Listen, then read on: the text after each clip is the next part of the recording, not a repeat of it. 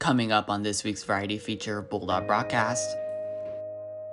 We get a closer look into how our student government is diligently working to unite our school even during virtual learning. Then we get a chance to see all the great change our honor society is making within our community. Then we move the spotlight over to the endless work going into preparing our future medical professionals. All this and more coming up on this week's show. It is Wednesday, December 2nd, and you're watching Bulldog Broadcast. From producing in the classroom to competing at nationals, and now virtual learning. We are Bulldog Broadcast. Good morning, Bulldogs. Welcome to this week's Friday edition of Bulldog Broadcast. Coming to you right from Thanksgiving break, we hope you had a wonderful and safe time with your families. I'm Matthew Falkenthal. And I'm Miranda Romero. As we admire the beauty all around us with the leaves and seasons changing, we must also keep up with all the other changes taking place daily. One major shift LCHS had this year was the rebrand of their student government, now known as CSU. As Matthew and I both hold officer positions, it sure has been a challenge to keep our school connected and in high spirits during these past few months. Reporter Adelaide Olberding took this week to further look into how CSU is dedicating so much effort into making this year as successful as possible. We're all zoomed out, we're virtualed out, we want to get out and do stuff, but we just, considering our restrictions, we can't. With cases on the rise in New Mexico and schools staying remote, Las Cruces High student government has been forced to adapt to a new set of challenges. I spoke with Las Cruces High student body president Miranda Romero about the impact COVID-19 has had on her year. I think I had this vision of I want to be student body president and want to make this school a great place and do a lot. And just because of obviously the virus and Corona, it's really restricted us from what we can do. And I think it's almost like we're just hitting a dead end every turn we go. We're coming up with ideas and then it's, oh, we're in the red and you can't do that. Las Cruces Student Union, formerly known as SGA, has been working hard to adapt to this new environment. Sponsors Lizette Martinez and Alex Lopez told me more about overcoming this year's challenges. Everything to us is new this year, especially going virtual. Everything's new to everybody this year. Change always comes with challenges. Nobody is always willing to take change, and we did. This change isn't only affecting LCHS students. Education Week reported that since the start of the pandemic, 76% of students have said their morale has lowered. It's really frustrating. I lose sight and become selfish sometimes of what's going on because I think I take the approach of, why are they taking this away from us? Why aren't they letting us do this? But I think ultimately, I have to remember the center of the issue and this priority is everybody's health. Due to Governor Lujan Grisham's current health orders, CSU has not been able to host in-person events, and it has been necessary for them to find other ways to connect the student body. We've definitely utilized social media a lot because that's the route that all, most high schoolers, I should say, the platform that they're using. This year, CSU has turned their Twitter and Instagram accounts into hubs for school spirit and virtual events. Students simply follow the account to stay up to date on all events, and by tagging their participation posts, they are reposted onto the school's page. We definitely want to encourage everybody just to try it, just to see what we're about, see what we're offering. And from the response of those that have participated, it's been a really good response. They said things were fun or they were just thankful to have something to do. CSU is encouraging all students to get involved using its virtual workspace in hopes of creating a positive community at LCHS during hard times. I just think we've got to stay positive because even if it's the last 9 weeks, even if we don't go back, it doesn't really make a difference for everyone. Everyone is missing out on something. Rather than that being a reason to deter from the school and separate from each other, I think we should use that as a reason to connect closer with each other. So when we do go back, we're more grateful for being in school, which I never thought I'd say. Reporting remotely for Bulldog Broadcast, I'm Adelaide Olberding. We will continue to try to unite our school and stay strong as the Bulldog community we are. Speaking of community, our Honor Society chapter is using their free time to make big changes for those around them. Reporter Megan McGuire brings us insight on the unbelievable success of our NHS food drive that took place a few weeks ago. Since the closing of Las Cruces schools in March, many clubs have had to get creative when it comes to member motivation and community engagement. Las Cruces High School National Honor Society has had to overcome these hard times of limited opportunities. With students still being required to complete 15 hours of service a semester, sponsors Jan Gallegos and Martin Torres created a project that greatly benefited Casa de Peregrinos. This year, what we did is we had everybody just take their own neighborhoods and put their own bags, telling their own neighbors that they would be back the next day, and if they could make donations of food, canned food and any other rice and beans, those kind of things, that we would gladly take the donations in for Casa de Peregrinos. And the kids put out all the bags, and then the next day they went and picked them all up and sent us pictures, and they went and they personally delivered it to Casa de Peregrinos. Gallegos and Torres were surprised when it came to the outcome of the project. Total weight was 3,039.9 pounds, which we were informed by Casa de Peregrinos equaled $5,000 worth of food, a value of food, $5,000, and that amount of weight provides 4,300 individual meals. We were super shocked by the success of the project. And we also received a $500 donation from one of the students, one of their neighbors actually donated $500 to Casa de Peregrinos in National Honor Society's name as well. We all know this pandemic has caused a lot of people to be put in unfortunate situations. Gallegos elaborates on the importance of helping your community. I just think that there's probably more people in our community that are in need because of the pandemic that normally wouldn't be asking for help. I know I've seen on TV the lines and lines and lines of people that are in line at food banks and to try to get some extra help because so many people are out of work right now because of the pandemic. And so I think we timed this project at a perfect time. And I think that the generosity of the community showed that we all know how needy other people are right now and how other people have fallen on hard times. The two sponsors expressed the lessons this project taught their members. I think it taught, and hopefully it taught them that if you have an idea and you have a problem or that you're looking for a solution in your community, sometimes the best place to look around is just right around you in your own little bubble and look at the resources that you have readily available to you within your own neighborhood, literally, for this. Here's where National Honor Society students made their contributions a few weeks ago. Many were canned goods like these. During these extremely challenging times, we encourage you all to donate as well. For Bulldog Broadcast, I'm Megan McGuire.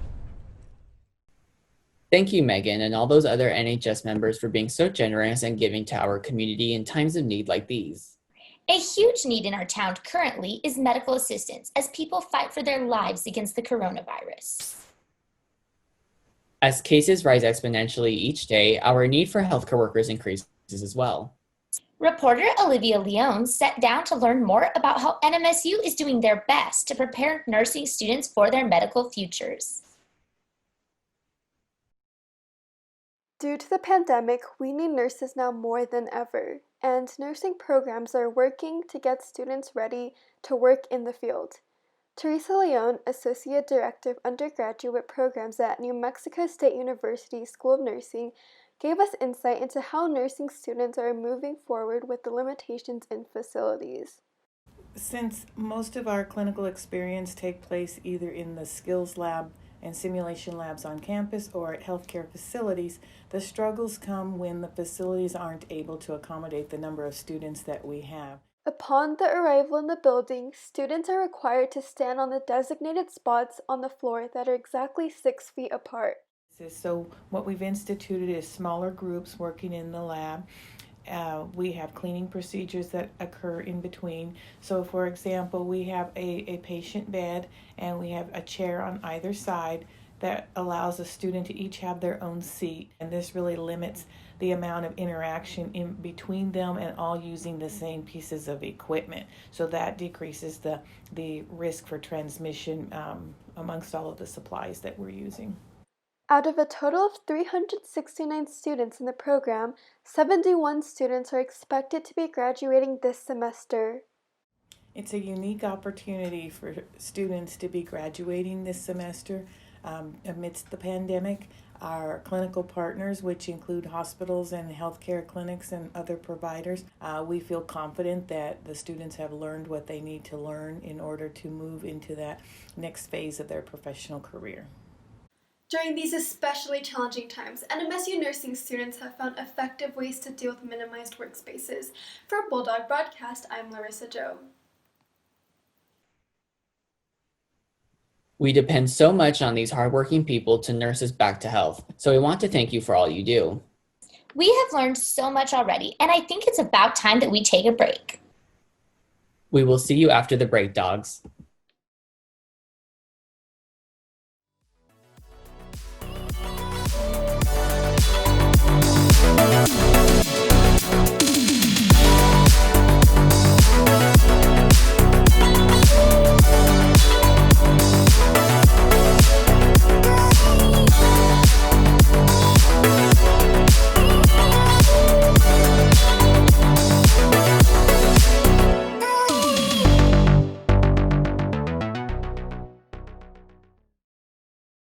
Here at Cruces High, we have a large number of students who do not speak English or don't speak it fluently.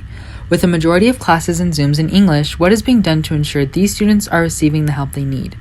With the first semester of the 2020 to 2021 school year almost over, I spoke with a few students in the bilingual program to see how the school has helped them during this difficult time. Unos problemas porque pues ha habido muchos cambios y sí he tenido algunos problemas. Jesus Vasquez, a student in the ELL program, tells me that there has been many changes this year, but small things that teachers can do, like adding subtitles to videos, helps him out a lot. Puesto subtítulos en los videos para entender más las clases y los trabajos.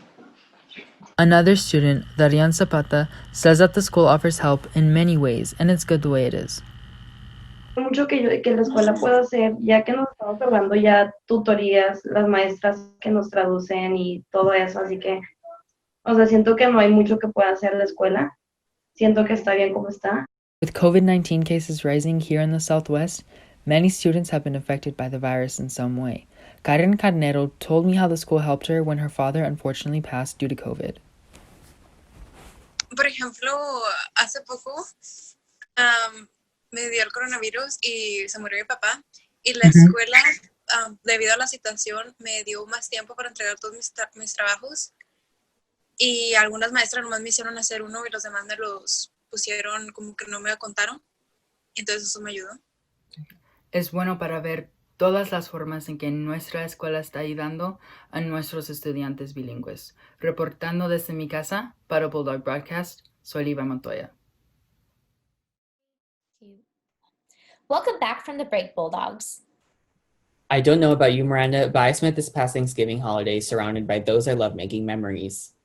Me too. Sadly, as we touched on earlier, lots of people during these times have been hit hard by the effects of the pandemic and everyday life. Reporter Jacqueline Reese spoke to a local club who helped people still be able to have a great Thanksgiving.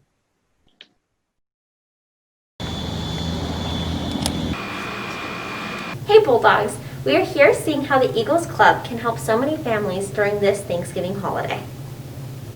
The Eagles is a local club here in Las Cruces who donates all year round. Though this has been a tough time for them, they have still been able to give back. I'm here today with the Eagles president to see how they give back to their community.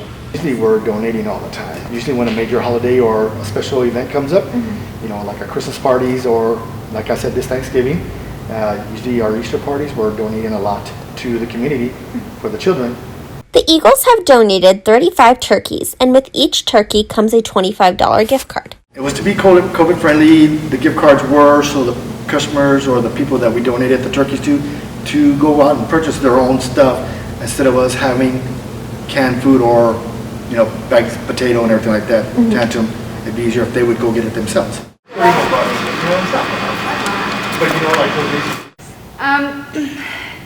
You know, in a normal year, in a non-COVID year, it would be probably around the same. So we're really fortunate to be able to have our members provide the same amount of donations in a COVID year versus a normal year.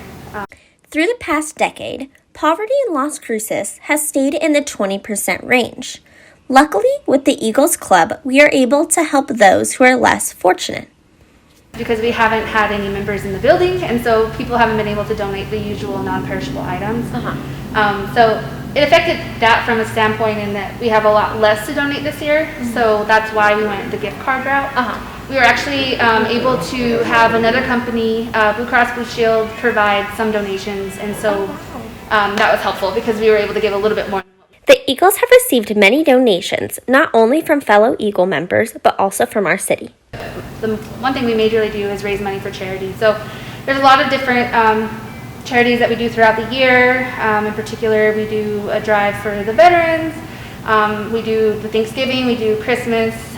We also have a program where some of the ladies knit blankets, lap blankets for some of the elderly in the nursing homes. So it's a wide variety of different things we do. I just hopefully everyone has a safe Thanksgiving, and we're the Fraternal Order Eagles of 4038 here in Las Cruces, New Mexico, and I just want everyone to be safe. I mean, I know business eyes we're not open, but we can still give back to the people that we care about. Yeah. We are so lucky to have an organization like the Eagles to give back to the community. For Bulldog Broadcast, I'm Jacqueline Reese. I am so glad we have all of these amazing organizations in town that are willing to go above and beyond for each other. Before we end off, let's send it over to Armando to check up on our sports teams and their dedication even with the limitations they face. What's up, Bulldogs? I'm Armando Rodriguez, and it's that time again, Bulldog Sports.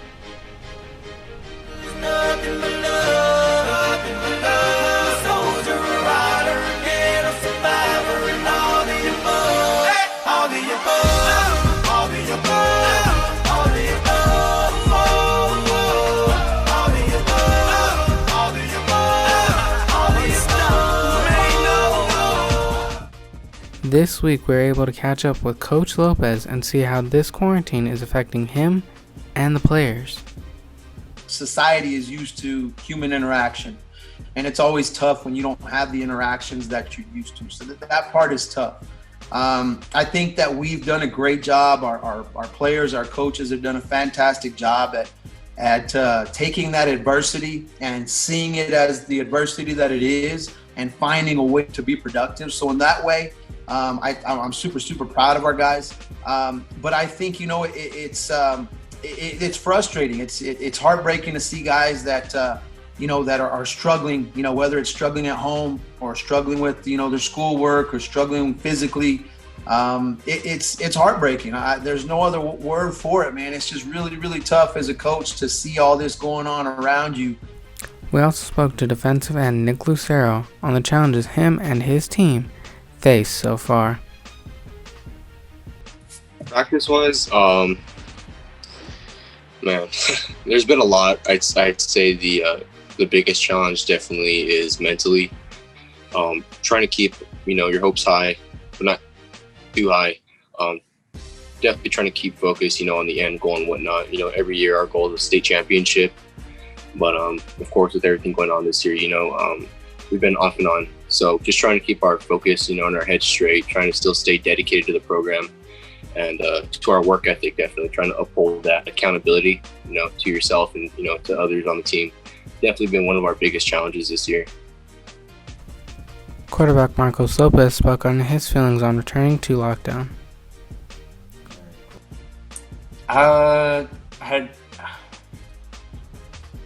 I just disappointed, I guess, just because it felt like we were doing everything we could do to be able to be out there and social distancing, wearing masks the entire time for practice, rather than when we went back the first time, we didn't have to wear masks while we were running. This time we had to wear masks the entire practice while we were socially distanced, 4 guys in a pod. It felt like we weren't at very much risk when we were out there. So just really disappointed we had to go back into the full quarantine and everything. With our time with Marcos, he talked about the positive things coming out of this quarantine.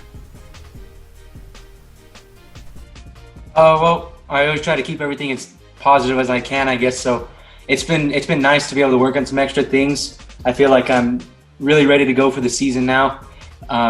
More prepared than I've ever felt for a season. It just feels, I mean, that's the one positive thing coming out of this, is that all the extra work that's been able to be put in, stronger, faster, everything's just been more time to get everything right, just like everybody else has. Everybody's been working real hard to get back to season, and we're definitely much more developed than we usually would be during the start of a season. Now some positive words from Coach Lopez and Nick Lucero.